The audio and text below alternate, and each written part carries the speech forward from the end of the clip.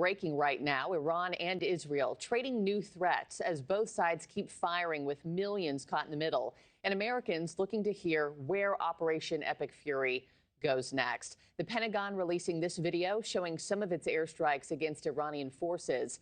War Secretary Pete Hegseth planning to give an update on the mission in just about an hour and a half. And this afternoon, Congress will have its say, with the Senate set to vote on a war powers resolution.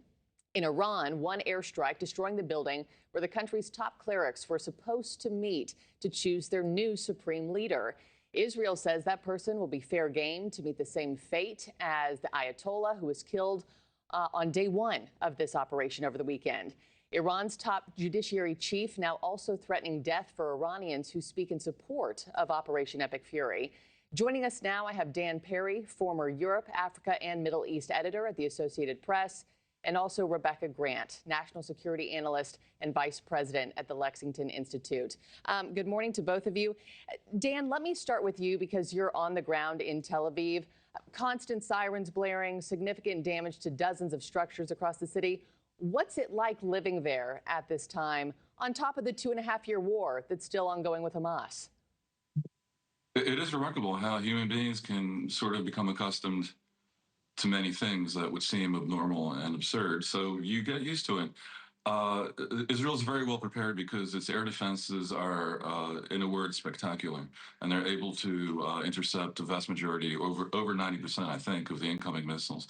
And of course, society's prepared with the shelters and safe rooms in most people's residences. So it's obviously nerve-wracking at times every few minutes to be dragged into the safe room. But I mean, there are worse things in life and in death that the region has seen in the past 2 years. But also you see diminishing numbers of rockets. The first day, it seemed every few minutes. For parts of the day, indeed, there were rockets, and right now it's become a rarity.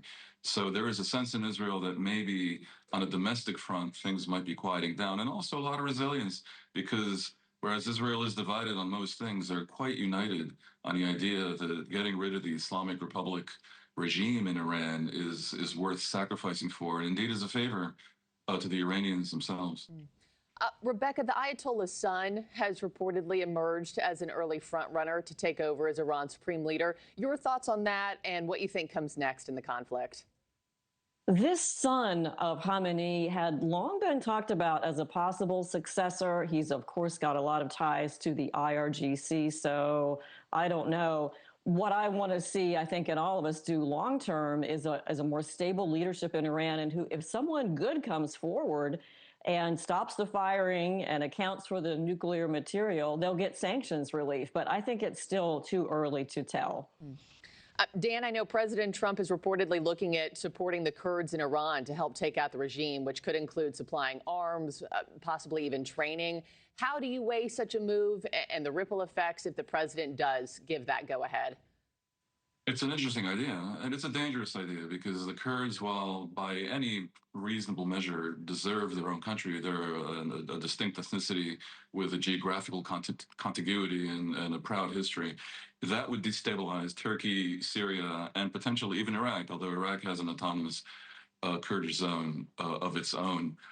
They're looking under every rock to figure out what might work when it comes to toppling the regime without requiring American boots on the ground in an actual invasion the way we did in Iraq, which didn't work out terribly well. I think there's a big fork in the road here. Either America tries to bring down the regime, and it isn't just the U.S. The U.S. and Israel and much of the Arab world is actually allied with this. Really bring them down and find a way to replace them with a whole new setup. And that's what the Kurdish gambit is about. Or they hope that the Islamic Republic might reform itself, and as Rebecca said, some better person might come along that might behave more reasonably, and maybe a deal can be done. It's not clear which is the wiser path, because you could argue that if you've gone ahead and done this, and the regime is so brittle, it appears, and it is so hated by the people, as is clear, maybe you just bring it down after 47 years, which has been a long international nightmare, because they are not fundamentally reformable.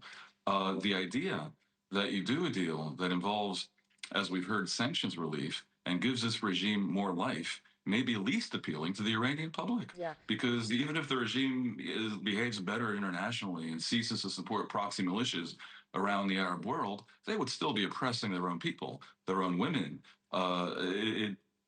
It may not be the best idea to give them that runway. And there's a big decision coming up, and it largely, incredibly, depends on Trump.